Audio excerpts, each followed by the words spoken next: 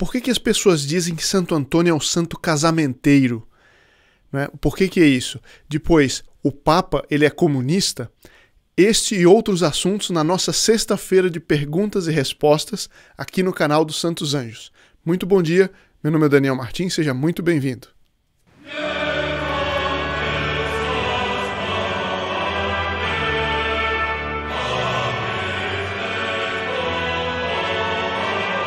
Como sempre, sexta-feira é nosso dia de pinga-fogo, perguntas e respostas rápidas, né, sem esgotar todo o assunto, mas pelo qual a gente vai conversando com os comentários. E o primeiro comentário aqui que eu leio é da dona Terezinha Dias Lima. Eu queria colocar minha intenção na Santa Missa para que a minha fé cresça sempre mais. Senhor, não quero lhe amar morno, de maneira morna. Envie o Espírito Santo sobre mim para que eu o ame com toda a força de meu coração. Dona Terezinha, a primeira coisa é o seguinte, eu vou deixar aqui um link na descrição do vídeo, tem uma setinha na tela, dá para ver a descrição. Aí tem um link para colocar as intenções da missa, porque no comentário as intenções não vão para a missa de cada sexta-feira, né, que nós temos. Mas eu queria comentar a intenção que a senhora colocou, porque ela é muito, muito importante. Querer amar a Deus de uma maneira não morna. Vocês já ouviram falar da palavra tibieza? Tíbio significa morno. E Nosso Senhor disse no Evangelho, antes fostes frio ou quente, mas como sois morno, começo por vomitar-te de minha boca. Vomitar-vos de minha boca. Nosso Senhor disse isso, ou seja, Nosso Senhor, ele não gosta, ele tem mais aversão àquele que quer sempre ficar pelo meio, né, que é interesseiro, reza de vez em quando, leva uma vida meio assim, mas depois reza só para ver se fica quites, e não se interessa pelos grandes assuntos, pela doutrina católica, pelo que está acontecendo dentro da Santa Igreja, por exemplo. A crise na Igreja é a nova paixão de Jesus Cristo, feita no seu corpo místico. Esses escândalos, pessoas que, até altos cleros, que pregam aquilo que é contrário à lei de Nosso Senhor Jesus Cristo. Isso me deve interessar. E um católico que ama a Deus inteiramente deve amar a imagem de Deus, deve amar Nossa Senhora, deve amar a Santa Igreja, deve amar a sociedade civil em tudo aquilo que ela deve representar de Deus, deve amar, não é por isso a virtude do patriotismo, deve amar aquilo que simboliza Deus, portanto tudo aquilo que é belo, tudo aquilo que é verdadeiro. Então o amor verdadeiro, ele não pode ser morno, porque se ele for morno, ele não é amor. Então é pedir essa graça, que o amor seja cada vez mais intenso a Nosso Senhor, verdadeiro, conhecê-lo mais, servi-lo mais. Não é? Isso é uma intenção espetacular e, no fundo, é pedir para cumprir bem o primeiro mandamento da lei de Deus. Então, meus parabéns por esse comentário. Né? Agora, eu recomendo novamente que as intenções para a missa sejam colocadas no link na descrição, o primeiro link na descrição do vídeo. Bom, uma outra pergunta que eu achei muito interessante, eu não vou respondê-la inteiramente aqui, certo? Mas apenas eu vou, para dar um gostinho, nós vamos um dia fazer um vídeo só sobre isso. É do senhor, se eu leio bem aqui, senhor Devon, pergunta, no céu empíreo, vou explicar, existem outros seres que não Deus, os anjos e toda a sua hierarquia e os santos? Depois do fim dos tempos, quando o universo for glorificado, os outros planetas do universo serão povoados com outros seres vivos? Muito boa pergunta e a resposta é sim. A resposta é sim. No final do mundo, a Terra onde nós vivemos e os planetas, o céu sideral, aqui, os planetas, aquilo que nós vemos, que nós podemos ver, ou que os telescópios podem ver, tudo isso no final do mundo, depois do juízo final, será glorificado. Isso está na Sagrada Escritura. Um dia nós vamos tratar sobre isso, é um assunto belíssimo. O céu empíreo é esse céu material. Sim, o céu é um lugar físico. É um lugar físico. E onde nós estamos pisando agora, um dia, no final do mundo, um dia será glorificado e fará parte do céu, mas também todos os planetas. Mercúrio, Vênus, Terra, Marte, tudo que quiser, todas as galáxias, e serão maravilhosas, serão cheios de delícias para aqueles que se salvarem. Mas isso é um assunto até muito apaixonante, mas nós vamos ver isso num outro vídeo com calma, porque demanda bastante explicação. Sou Mauro, que neste Natal o menino Jesus nasça em todos os corações dos membros do canal Santos Anjos. Sou Mauro, muito obrigado por me dar a oportunidade, uma vez que esse é o nosso último vídeo antes do Natal, eu queria fazer aqui meus votos a todos aqueles que durante este ano se inscreveram, fizeram algo pelo canal dos Santos Anjos. Por quê? Porque esse é um apostolado, e aqui eu dou uma novidade, que esse apostolado de tal maneira tem tido frutos que já um canal como este foi iniciado na Itália. Eles gostaram do apostolado, se inspiraram e disseram, não, vamos fazer aqui também. Então na Itália já começou um canal dos Santos Anjos na Itália. E agora eu recém recebi a notícia que está começando no Chile. Ainda não está público, mas já está sendo preparado para este apostolado começar no Chile. Portanto, todos aqueles, especialmente aqueles membros do grupo Apóstolos dos Santos Anjos, fizeram sua parte este ano, né? E isso já está tendo frutos até fora do Brasil. E com a graça de Deus, de Nossa Senhora e de São José, nós, no ano que vem, temos vários projetos já sendo preparados de aumentar o apostolado, de aumentar isso, de divulgar graças aos membros do Grupo Apóstolo dos Santos Anjos. Então, muito obrigado. E a todos os que nos acompanham, um Natal repleto das graças do menino Jesus. Aliás, tem uma revelação, eu agora não me lembro exatamente o nome da santa, mas que recebeu a revelação de que o dia do ano, ou seja, a festa em que Nosso Senhor mais liberta almas do purgatório é o Natal. Eu pensava que era a Páscoa, mas não, é o Natal. Existe uma certa graça natalina, uma certa bênção, uma intensidade da misericórdia de Deus que se faz sentir inclusive no purgatório. Curioso isso, né? Mas a gente sente isso. O menino Jesus, Deus feito homem, e ele quis se fazer criança, menino, para ficar ao nosso alcance. Que maravilha, né? Então, eu já deixo aqui meus votos a todos. Agora, vamos para algumas outras perguntas. A dona Jane, que sempre, todos os dias, faz o comentário no nosso canal. Muito obrigado, dona Jane. Está sempre fazendo os comentários, e muito bons. Ela diz o seguinte: sou muito devota de Santo Antônio, embora conhecendo pouco de sua vida. Assistindo à Santa Missa no dia de sua festa, alguns anos atrás, o sacerdote disse que Santo Antônio era conhecido como santo casamenteiro. Não como dizem, por arrumar casamento para solteiros, mas por reconciliar os casamentos em crise. Isso procede? Ele realmente é um santo excepcional. Dona Jane, eu pesquisei um pouco e eu não vou dar uma resposta completa, vou dar alguns elementos de resposta, que é o seguinte. Em primeiro lugar, sim, Santo Antônio, inclusive a tradição aqui no Brasil, sobretudo, rezar para ele. As moças, sobretudo, rezam, os rapazes, para conseguirem um bom casamento.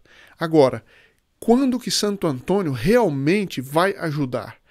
Depende da intenção que a pessoa tem ao rezar. Se ela tem a intenção de que Santo Antônio ajude a achar um cônjuge que vai ser fiel, que não vai ser um perigo para a sua salvação, que vai ser virtuoso, Santo Antônio certamente ele intercede. Agora, se isso é feito como uma espécie de superstição, em que a pessoa não coloca absolutamente nenhum desejo de viver um casamento virtuoso, mas quer simplesmente achar alguém porque está difícil, então Santo Antônio não intercederá. Por quê? Porque Deus é que dá a graça, através sempre de Nossa Senhora, e muitas vezes por intercessão de algum santo específico. Às vezes é o meu padroeiro pessoal, às vezes é o padroeiro da cidade, o padroeiro do país, ou o padroeiro de uma coisa específica, como nesse caso seria Santo Antônio. Agora, Deus, ele atende minha oração com vistas a meu fim último, com vistas à minha felicidade eterna. Então, quando eu rezo pedindo algo para o meu bem, pode ser até o bem material, com vistas ao bem espiritual, a oração é sempre atendida, de uma maneira ou de outra, certo? Às vezes não é atendida no jeito que eu imagino, ou no momento que eu imagino, mas nenhuma oração deixa de ser atendida, desde que ela tenha isso como fim. Né? E, portanto, muita gente que eu vejo por aí que fala de Santo Antônio Casamenteiro é por quase que uma crendice, por um folclore. Aí eu já não ponho a mão no fogo de que Santo Antônio intercederá. Agora, é portanto lógico, é portanto razoável crer que a intercessão dele ainda é muito maior no caso de arranjar crises dentro do casamento. Por quê? Porque uma crise dentro do casamento pode gerar consequências ainda muito mais ruins do que a pessoa simplesmente não achar no momento que ela quer um cônjuge, alguém para casar. Porque a pessoa que é casada, ela fez um voto diante de Deus e a consequência de uma crise nessa relação abençoada por Deus tem consequências para toda a família, para os filhos, para os parentes. E, portanto, com mais razão, Santo Antônio, velando pelo casamento, né, pela instituição do casamento, com mais razão ele vai interceder nesse ponto. Eu não sei se está claro, é uma razão, né, é uma razão, quer dizer, é algo racional de acordo com a doutrina católica a respeito da oração. Portanto, o que a senhora diz, me parece, procede a 100%. Né? Bom, e procede também o seguinte, é que Santo Antônio, quando uma moça, por exemplo, reza a Santo Antônio para conseguir um bom rapaz para casar-se, às vezes ela acha que o bom é aquele que ela está em vista. E muitas vezes, porque ela rezou a Santo Antônio, ela não consegue casar com aquele. Por quê? Porque justamente Santo Antônio, estando na glória de Deus, conhecendo por desígnio de Deus aquele caso, sabe que aquele rapaz não será bom no futuro. E por isso impede, às vezes, a moça de conseguir aquele casamento que ela quer. Então não sei se está claro esse ponto, enfim, podemos discutir isso se alguém quiser mais razões a respeito da oração, a doutrina a respeito da oração, por favor, deixe nos comentários. Nós tentaremos, então, nos próximos vídeos, tratar do assunto. Vamos em frente. Uma outra sugestão muito boa, sugiro que o senhor faça um vídeo sobre São José Sanches, mártir mexicano cujo corpo está incorrupto. Muito boa sugestão, já está anotada aqui.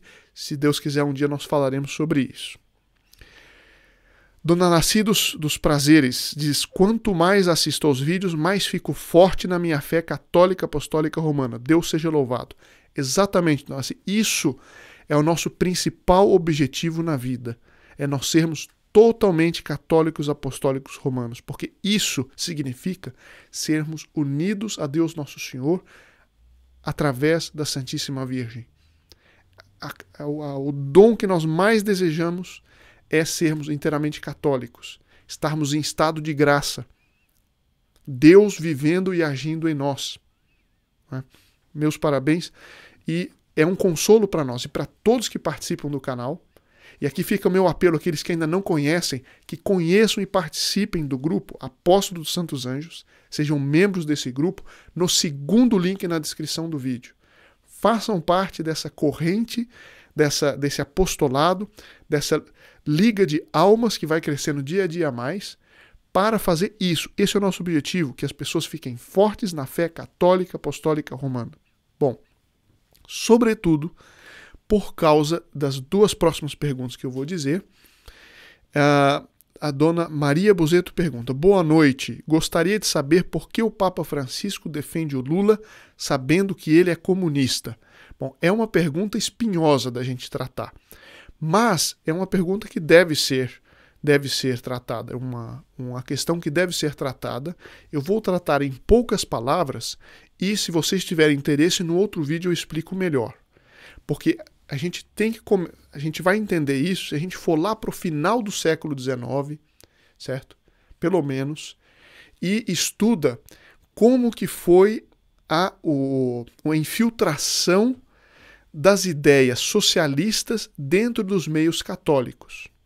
No fundo, começou com o seguinte: existia o que era chamado catolicismo social. A Revolução Industrial estava em alta e a condição dos trabalhadores era, de fato, desumana. E a igreja começou a fundar obras de caridade, congregações religiosas, para ajudar esses operários que saíam das suas regiões de origem, da roça ou do interior, etc., iam para as cidades grandes, iam para as fábricas e muitas vezes começavam a perder a fé. E ficavam ali presas fáceis da propaganda comunista. Bom, agora, o catolicismo, a doutrina social da igreja foi muito bem explicada naquela época, sobretudo pelas encíclicas sociais de Leão XIII e depois de São Pio X, de Pio XI, de Pio XII, etc. Bom, o que acontece? Muitos católicos que cuidavam e tratavam dos problemas sociais dos trabalhadores, dos operários sobretudo, das fábricas, alguns deles começaram, não é, a entrar em contato com gente que queria transformar um catolicismo chamado a questão social, né, transformar a questão social num problema de subversão, de luta de classes. Ao invés de resolver um problema, era usar o problema para propor uma solução ainda pior, que era a solução comunista, a Revolução Comunista. E muitos católicos se deixaram influenciar por esse estado de espírito e começaram a cuidar cada vez mais do lado social, esquecer o lado espiritual e caminhar para um lado completamente errado, que era o chamado socialismo. Não é? Bom, isso eu estou dizendo, mas nós precisaríamos de um vídeo só para tratar disso. Se quiserem, né, por favor, coloquem nos comentários se gostariam de que um dia a gente tratasse com mais detalhes sobre isso. O fato é que essa infiltração das ideias comunistas nos meios católicos foi se fazendo cada vez mais forte, cada vez mais forte, cada vez mais forte. E no Brasil, né, sobretudo ali entre a década de 30 e 40, essa infiltração foi a todo vapor. Aliás, foi denunciada em 1943 pelo professor Plínio Corrêa de Oliveira, no livro chamado Em Defesa da Ação Católica, em que ele denunciava esses erros no seio do catolicismo brasileiro, mas que também estava no mundo inteiro. Bom, o fato é o seguinte, é que o Lula, ele é um produto da chamada esquerda católica, ou seja, desses com certeza de esquerda e duvidosamente católico, mas enfim, mas desses que essa infiltração do comunismo dentro da igreja. Se a gente for ler a história da época dos metalúrgicos, do ABC e tudo mais, eu li inclusive a biografia do próprio Lula dessa época, que saiu acho, no ano passado, mostrando como é o papel desses chamados católicos socialistas para promover a figura do Lula. Quem que promoveu o Lula? Foi Dom Cláudio Umes, então bispo de Santo André, foi o Frei Beto e todos os seus companheiros. Quem que conseguiu dinheiro para catapultar o movimento, as comunidades eclesiais de base e futuramente o MST e tudo mais? Muito foi dinheiro da Caritas, foi dinheiro da esquerda católica alemã, que era muito rica, ainda é. Então, essa infiltração foi uma coisa de décadas que o Lula é apenas uma pontinha do iceberg. Agora, essa infiltração que se fez nos meios políticos e eclesiásticos no Brasil, se fez também na Argentina, se fez praticamente no mundo inteiro, em vários setores da Santa Igreja. Por quê? Porque o demônio, um falsificador de moeda, ele vai falsificar moeda de 1 centavo? Não vai. Ele vai falsificar nota de 200. Por quê? Porque não compensa ele falsificar o que já é errado. Ele tem que falsificar a Santa Igreja Católica Apostólica Romana. E ele acha que vai conseguir fazer isso. A infiltração chegou a tamanhos inimagináveis, mas nós temos a promessa de nosso Senhor Jesus Cristo, que as portas do inferno não prevalecerão contra a igreja. Isso significa, quando nosso Senhor diz as portas do inferno não prevalecerão, significa que vão tentar. Né?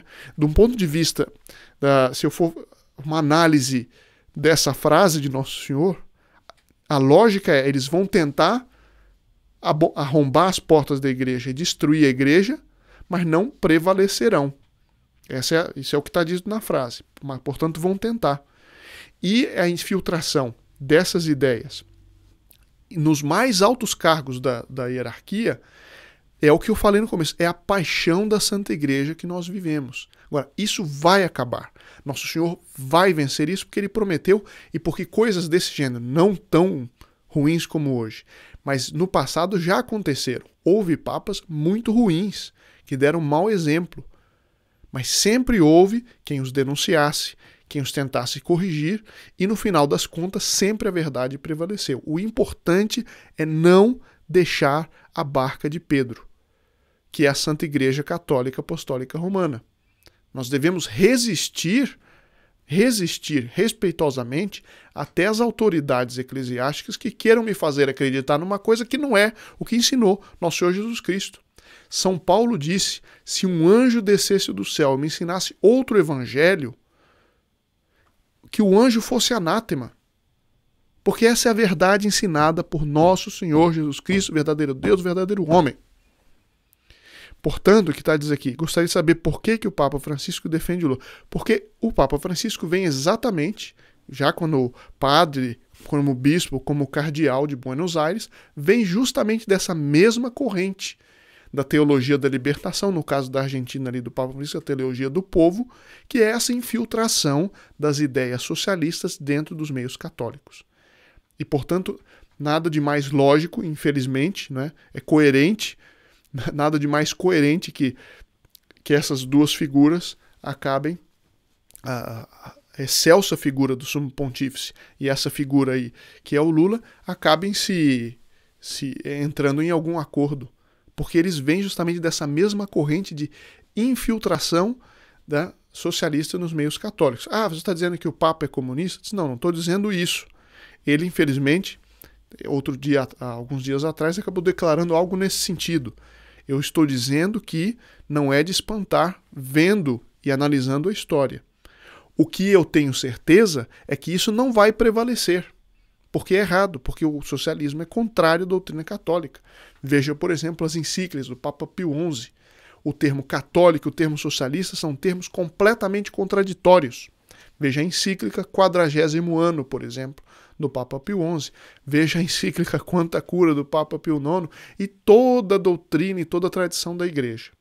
Então aqui, em poucas palavras, eu vou ficar por aqui a resposta. Se quiserem que eu me aprofunde, novamente, digo, por favor, deixe nos comentários. O vídeo está ficando muito longo, vamos para mais duas e termino. Algumas dúvidas. Como visitar os sacrários que são consagrados por sacerdotes que não buscam a santidade e vivem em pecado, matando e destruindo a Santa Igreja? E também, em poucas palavras, Sr. Selmo Gomes. Em poucas palavras, Sr. Selmo, é o seguinte: se o padre foi legitimamente ordenado, ele tem um ministério, ele é ministro de Deus. Mesmo que ele viva uma vida ruim, se ele, na hora de consagrar a hóstia, ele usou a fórmula da Santa Igreja, ele fez de maneira correta, o que acontece? A transubstanciação, o pão e o vinho deixam de ser pão e vinho, passam a ser corpo, sangue, alma e divindade de nosso Senhor Jesus Cristo. Portanto, se na missa ele usou a fórmula correta, ele sendo ministro, porque para o sacramento precisa, né, da matéria, no caso é o pão e o vinho, precisa do ministro, no caso é o ministro válido, no caso é o sacerdote, ainda que ele seja ruim, mas se é um sacerdote válido. E terceiro, precisa da fórmula. Se tiver essas três coisas, existe a presença real de Nosso Senhor no sacrário. Agora, Nosso Senhor, muitas vezes, ele vai estar num estado de ofensa. se ele vive, quando Nosso Senhor está ali no sacrário de uma igreja em que o padre dá escândalo. Mas isso não significa que Nosso Senhor não esteja lá. Portanto, se a gente vai numa igreja assim, onde tem um sacrário, a gente sabe que o padre dá mau exemplo, façamos atos de reparação ao Santíssimo Sacramento por aquilo que está sendo feito contra ele.